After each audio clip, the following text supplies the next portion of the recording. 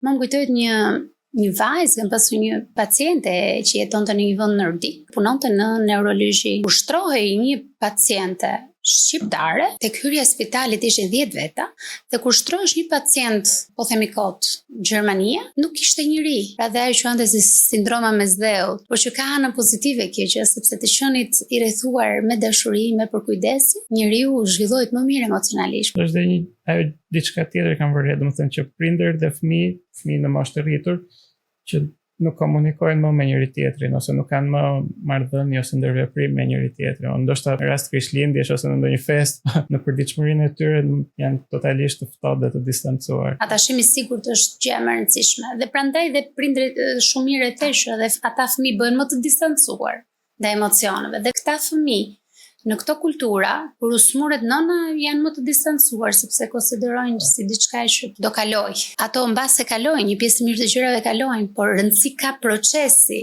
sa prezent je ti në kohën kur ka nevojë më shumë individi.